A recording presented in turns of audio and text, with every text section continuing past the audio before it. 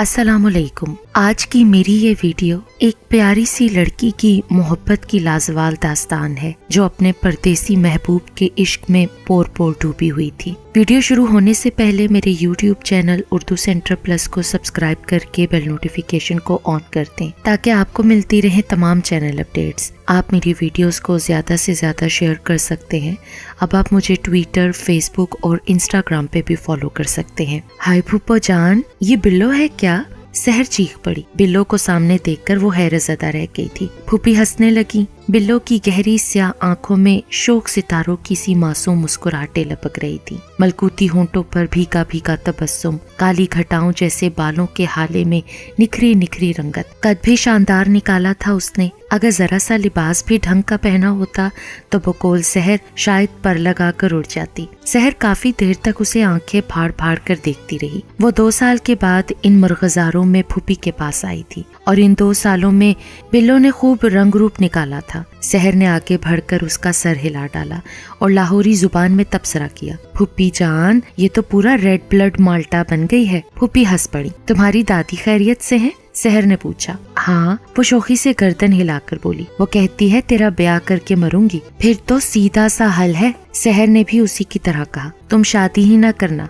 अरे दोनों ही काम होंगे। बिल्लो ने भी बरजस्ता जवाब दिया। ब्याह भी करूंगी, दादी को भी मरने ना दूंगी। तीनों ही हंसने लगी। सहर की जिंदगी पुरसकून नदी की माने दवा दवा थी। अपने वालिदैन की अकलौती औलाद थी। अपनी यूनिवर्सिटी की तालीम मुकम्मल करके फारिग थी जब जी घबराता लाहौर से फूफी के यहाँ आ जाती। यहाँ का रुमान परवर माहौल और फूलों भरी वादी उसके दिल को बहुत भाती थी। जब आती वापस जाना भूल जाती। 2 साल से ज्यादा उसके निकाह को हो गए थे। फूफी के अकलौते बेटे से निकाह के वक्त भी वो बहुत खुश थी और आज भी बहुत मुतमईन और पुरसकून थी। फूफी की 4 बेटियां थीं जो लाहौर, रावलपिंडी और इस्लामाबाद में शादी होकर गई थी और माँ के पास बच्चों के हमरा आती जाती रहती थी। फूफा मरहूम की इन अतराफ में जद्दी पुश्ती जमीनें थीं, माल्टे और सेब के बागात थे। खुद बहुत तन्हाई पसंद इंसान थे। अपनी जिंदगी में ही यहाँ बहुत बड़ी कोठी बनवा गए थे। 20 मुलाजिम थे। हर तरह के इंतजामात मुकम्मल थे। बेटियों की शादियों से फरागत पा गए थे। अकलौता बेटा शहरियार आला तालीम के लिए मुल्क से बाहर था। उसकी वापसी पर सहर की रुखसती होना करार पाई थी। सहर फूफी के यहाँ आकर बहुत खुश होती थी। सबसे गहरी दोस्ती उसकी बिल्लो से थी। यहाँ से जरा सी कुछ दूर कच्चे पक्के घरों पर मुश्तमिल एक छोटी सी बस्ती थी। बागों की रखवाली करने वाले और बहुत से खेत मजदूर थे। उसी बस्ती के घर में बिल्लो अपनी बूढ़ी दादी के साथ रहती थी। सहर लाहौर से आ जाती तो बिल्लो का ज्यादा वक्त उसी के साथ गुजरता। बाज़ौकात सारा दिन इन्हीं फूलों भरे मरगजारों में घूमते फिरते गुजरता। सहर को मुताल्ले का जुनून की हद तक शौक था। यहाँ भी फूफा की बेहतरीन किताबों से लबालब भरी हुई एक लाइब्रेरी मौजूद थी। चुनाचे सहर के हाथ में हर वक्त किताब मौजूद रहती थी। ये दूसरी बात है कि बातूनी बिल्लो की मौजूदगी में वो महवियत से पढ़ ना सकती थी। इस दफा सहर बिल्लो से मिलकर बहुत खुश हुई थी। अब वो सहर से भी एक मुट्ठी ऊंची हो चुकी थी। उसके हमरा घूमने फिरने में सहर को ज्यादा लुत्फ आता था। 2 साल पहले वो छोटी सी छुई मुई सी बिल्लो हुआ करती थी। एक ढलती शाम में ये दोनों बाहर के लॉन में बैठी खुशगपियों में मसरूफ थीं। फूफी भी वहां आ गई। इतने में मुलाजिम ने किसी मुलाकाती के मुतल्लिक बताया कि मालिकन से मिलना चाहता है। फूफी ने उसे वहीं बुलवा लिया।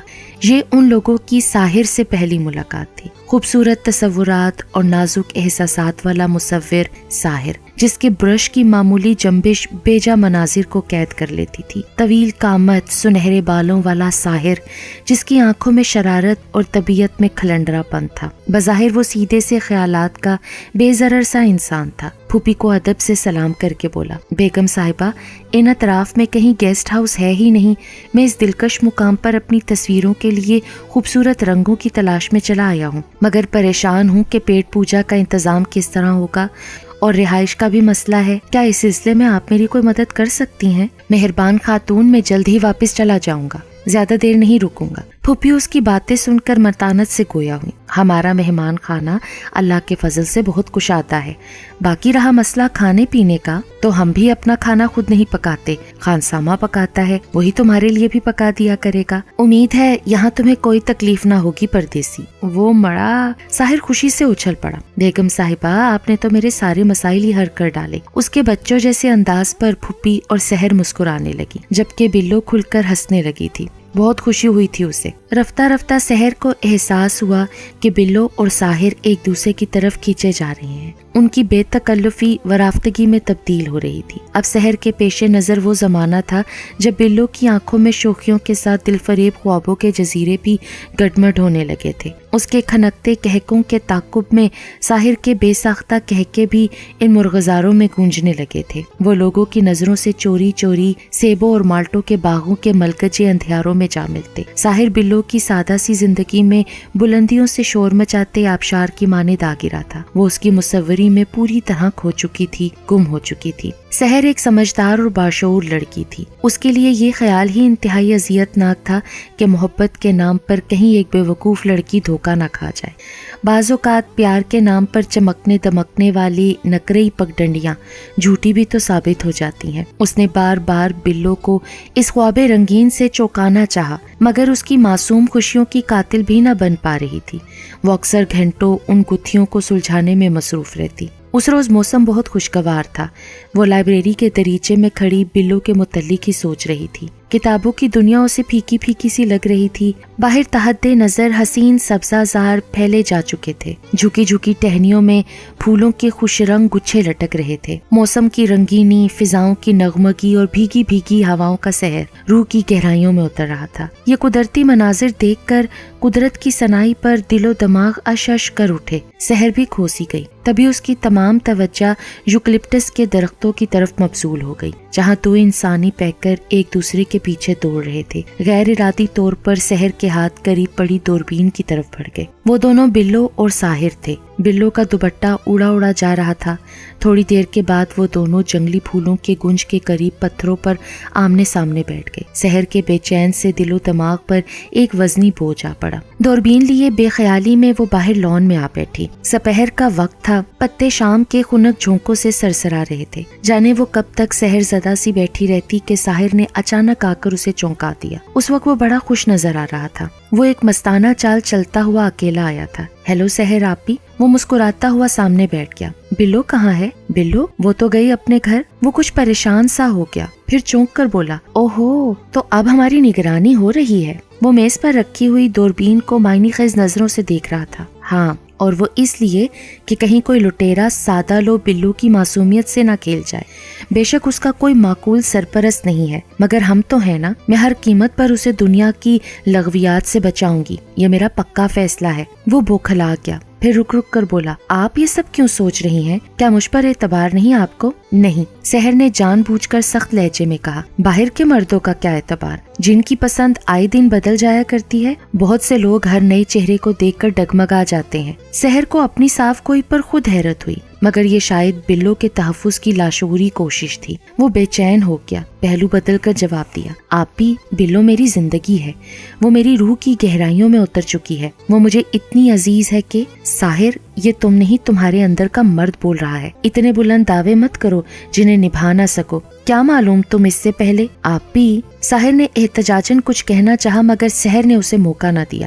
کیا معلوم ساحر، تمہارے خاندانی رسم و رواج کیا ہوں، وہ ایک غریب لڑکی کو پسند کرے نہ کریں، تمہیں اسے اپنانے کی اجازت دیں یا نہ دیں۔ سحر اسے جانے کیا کیا کہتی گئی۔ ساحر الجھا سا بیٹھا سگریٹ پھونکتا رہا۔ تمہارے لیے میرا پرخلوص مشورہ یہی ہے کہ اپنی دنیا میں واپس لوٹ جاؤ اور اپنے والدین کی پسند سے شادی رچا لینا، خوش رہو گے۔ آپ بھی، وہ زور سے چیخ پڑا، آپ کے خیالات نے مجھے بہت دکھ دیا، لیکن آنکھیں بھی کھول دیں، آپ کی ساری باتیں سچ ہیں، مگر دھوکے بازوں کی فہرست سے مجھے نکال دیں۔ میں نے ساری دنیا گھومی ہے، بلو میری پہلی اور آخری تمنا ہے، بہت لڑکیاں نکاحوں سے گزری ہیں مگر بلو جیسی کوئی نہ تھی. یہ میرا آخری فیصلہ ہے, خواہ ساری دنیا سے ٹکرانا پڑے. خاندان کا کوئی مسئلہ نہیں ہے, میں ہر رشتہ توڑ کر بلو کو اپناؤں گا. آپ کو میری بات کا اعتبار کرنا پڑے گا. کاش میں آپ کو اپنا دل چیر کر دکھا سکتا. اس کی باتیں اس کی سچائی کی گواہ تھیں. سحر پشیمان سی ہو گئی. بلو کے مستقبل کے لیے اس کا دل اندر سے مطمئن ہو گیا, تاہم وہ آہستگی سے بولی,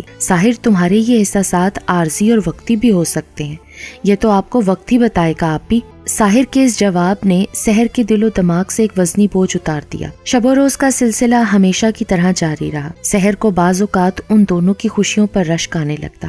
وہ دونوں سب سے بے خبر تھے. اونچی نیچی گلپوش پہاڑیوں پر گھنٹوں گھومتے رہتے. سبزے کا مخملی فرش, لہلہاتی بیلیں, ہر رنگ کے پھولوں بھرے گچھے, جھومتے پیڑ اور آبشار کا چمکتا ہوا پانی ان کے عہد و پیما کا گواہ تھا. وہ ان کی تنہائیوں میں مخل نہ ہوتی تھی مگر اس کی دوربین اکثر یہ گستاخی کرتی. اکثر دور سرسبز گھاٹیوں میں وہ ایزل پر جھکا اس کی تصویر بنا رہا ہوتا. اس کی ہر تصویر شاہکار ہوتی تھی. ان سبزہ زاروں کی وہ ایک حسین رات تھی. یہ تینوں باہر کے برآمدے میں کرسیوں پر بیٹھے تھے. ساحر ریکارڈ پلیئر لیے بیٹھا شوق گیت لگائے جا رہا تھا اور بلو سے داد وصول کیے جا رہا تھا. دفتن سحر اکتا کر بولی, خود کچھ سناؤ تو مانو, یہ کیا ریکارڈر لگائے جا رہے ہو؟ ساحر نے فوراً ہی بٹن بند کر دیا اور گلا کھنکھار کر سچ مچ گانے لگا.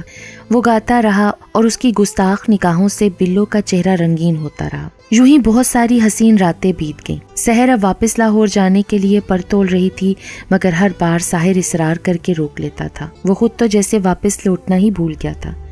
ایک خوبصورت صبح وہ لائبریری میں مصروف تھی کہ وہ دونوں بچوں کی طرح شور مچاتے آ گئے. دونوں کو دیکھ کر وہ مسکرا اٹھی.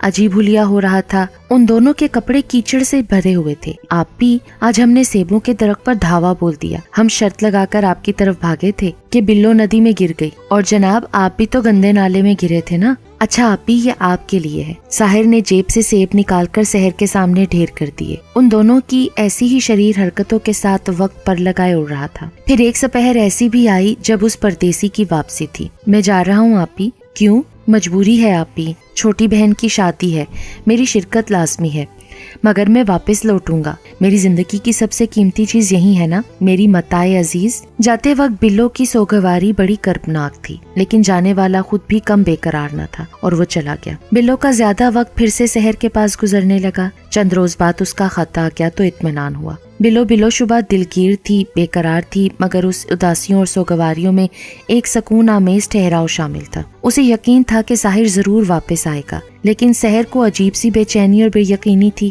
وہ اکیلے میں سوچتی, جتنی تصویریں اس نے بنانی تھی بنا لی, اب کاہے کو لوٹے گا. تاہم ایک کام اس نے پھوپھی سے کہہ کر بہت اچھا کیا. بلو کو پھوپھی کے گھر ملازموں کا انچارج بنا دیا. کوٹھی میں اس کو ایک کوارٹر بھی دلوا دیا. وہ اپنی دادی کو وہیں اٹھا لائی. اب وہ سارا وقت پھوپھی کے کام میں مگن رہتی. چند دن کے اندر اندر وہ تمام معاملات کو سمجھ گئی اور پھوپھی کو بھی اس کی ذات سے بہت آرام ملنے لگا. خود اس کو بھی مصروفیت مل گئی. اب وہ باہر نکلتی مگر فرصت کے اوقات میں. دیکھتے ہی دیکھتے وہ مزید سنبھل گئی. ساحر کی طرف سے سحر بالکل مایوس ہو چکی تھی. اس نے اندازہ لگا لیا تھا کہ یہ کام سی پریم کہانی تھی. وہ اپنا وقت ایک ویرانے میں شہر سے دور بہترین انداز میں گزار کر جا چکا ہے. اسی وجہ سے سحر نے ازراہ ہمدردی بلو کو پھوپھی کے ذمہ کر ڈالا تھا. گزرے ہوئے وقت کو بھلانے کا بہترین حل اس کے نزدیک مصروفیت تھا. وہ کچھ دنوں کے لیے لاہور بھی رہ کر آ گئی لیکن ساحر نہ آیا, اور ایک دن سحر حیرت اور خوشی کے تاثرات سے گنگ ہو کر رہ گئی. ساحر جس طرح اچانک گیا تھا اسی طرح اچانک واپس آ گیا. اب پھر وہی شب و روز تھے. بلو کے رنگین چہرے پر گلابی حاشیوں میں اضافہ ہوتا رہا. بلو کی ملازمت کا سن کر اس نے کہا, ٹھیک ہے, میں بھی بیگم صاحبہ کی زمینوں کا کام سنبھال لوں گا. اب دونوں کافی سنجیدہ رہنے لگے تھے. ملازمت کی مجبوریوں کو سامنے رکھ کر بلو اس کے ساتھ باہر کے مرغزاروں, باغ اور گھاٹیوں میں پہلے کی طرح آزاد ہرنی کی طرح چوکڑیاں بھرتی نہ گھومتی, بلکہ ہر تفریح ایک حد کے اندر رہ کر ہونے لگی. وہ بھی اکثر اکیلا ہی اپنی تصویریں بناتا رہتا. سحر کو ان دونوں کا یہ انداز بہت بھایا اور وہ مطمئن ہو گئی. ابھی آئے ہوئے ساحر کو بہت دن نہ ہوئے تھے کہ وہ جانے کے لیے تیار ہو گیا. بلو اور سحر دونوں حیرت زدہ رہ گئیں مگر اس نے بھرپور تسلی دی. سحر آپی, میری چھوٹی بہن کا رشتہ طے ہو رہا ہے. دنیا میں ہم فقط 3 بہن بھائی تو ہیں. اس بہن کے بعد بس میں آزاد ہوں. ہمیشہ کے لیے یہیں آ کر بس جاؤں گا، بس آپ میری امانت کی حفاظت کرنا۔ وہ چپ رہ گئی۔ اس دفعہ زیادہ بدگمانی نہ ہوئی، آخر پہلے بھی تو وہ واپس آیا تھا، جبکہ بلو تو بالکل ہی بے فکر تھی۔ جس رات کی صبح اس نے جانا تھا، پھوپھی جان کے سونے کے بعد یہ تینوں خاصی رات تک اس کے کمرے میں بیٹھے باتیں کرتے رہے۔ ملن کی وہ سرد رات بیت گئی اور صبح ساحر اپنا اسباب سمیٹ کر ان مرغزاروں سے نکل گیا، اس سرزمین سے جہاں اس نے بلو کے معصوم اور سادہ ذہن پر اپنے پیار کی گلکاریاں کی تھیں۔ بلو مگر حیرت انگیز طور سے پرسکون تھی۔ سحر پر بھی زیادہ گہرا اثر نہ تھا، اسے بھی رفتہ رفتہ ساحر پر اعتبار آ ہی گیا تھا۔ رفتہ رفتہ 4-5 برس گزر گئے مگر وہ نہ لوٹا۔ شہزاد تعلیم مکمل کر کے واپس آ گیا۔ سحر لاہور سے رخصت ہو کر مستقل اسی حسین وادی میں آ بسی۔ وہ 2 بچوں کی ماں بھی بن گئی، مگر بلو کا انتظار ختم نہ ہو سکا۔ سحر خوب جانتی تھی کہ ساحر ان جگمگاتی راہوں کو نکل گیا ہے جہاں بلو کی دلفگار صدائیں نہیں پہنچ سکتی، مگر بلو کو کسی صورت یقین نہیں آتا تھا۔ کبھی سحر اسے سمجھانا چاہتی تو وہ بے اختیار اس کے گلے میں باہیں ڈال کر کہتی، یوں نہ کہا کیجیے آپ بھی، وہ کبھی دغا باز نہیں ہو سکتا، مجھے پتا ہے وہ ایک دن ضرور واپس آئے گا، وہ مجھے بھول نہیں سکتا، میں اسے ہر گھڑی یاد آتی ہوں گی۔ اس دوران بلو کی دادی بھی فوت ہو گئیں۔ اس کا ایک رشتہ بھی آیا مگر بلو نے منع کر دیا۔ اس نے سحر سے صاف لفظوں میں کہہ دیا تھا، میں تمام زندگی اس پردیسی کی راہ تکتی رہوں گی، اگر میری زندگی نے وفا نہ کی تو ان سبزہ زاروں میں بھٹکنے والی میری روح بھی اس کی منتظر رہے گی۔ ایک بار وہ شدید بیمار بھی ہو گئی۔ سحر اسے بہلانے کے لیے لاہور لے آئی، ایک تاریخی مقام گھمایا، لیکن وہ شالیمار، شیش محل، شاہی مسجد، مقبرہ جہانگیر دیکھنے کے بجائے آتے جاتے ہوئے خوشباش لوگوں کے چہروں کو دیوانوں کی مانے تکتی رہی، یوں جیسے ان چہروں میں ساحر کا چہرہ تلاش کر رہی ہو، جو سحر کی نظر میں شاہراہ حیات کا ایک دغاباز لٹیرا تھا۔ بلو کی داستان سے تو یہاں کا پتا پتا اور بوٹا بوٹا، ریزہ ریزہ تک واقف ہے۔ یہاں کی فضاؤں میں ابھی تک اس کے نغموں کی گونج باقی ہے۔ اکثر راتوں کو وہ بے قرار روح کی طرح گھومتی رہتی ہے، تھک ہار کر جنگلی گلابوں کے قریب پڑے ہوئے اپنے مخصوص پتھر پر آ بیٹھتی ہے اور سامنے کے دوسرے پتھر پر چراغ راہ جلا لیتی ہے۔ جانے یہ چراغ وہ کیا سوچ کر جلاتی ہے، سحر کو بھی کبھی معلوم نہ ہو سکا۔ سحر جو اس کو کب سے بیٹھا دیکھ رہی تھی، وہ ایک سر دا بھر کر دریچے سے ہٹ گئی اور بے حد کرب سے سوچنے لگی، یہ نادان لڑکیاں، یہ معصوم ذہن کسی کی دل لگی کو اپنی سادہ لوہی میں دل کی لگی بنا لیتی ہیں اور کسی کو بھی اپنے دل کے درد کی خبر نہیں ہونے دیتی۔ کاش ان معصوموں کو شاہراہ حیات کے ان چالباز پردیسیوں کی حقیقت معلوم ہو جائے، کاش یہ بے وقوف لڑکیاں کسی پر اعتبار کرنا چھوڑ دیں، کاش ایسا ہو جائے۔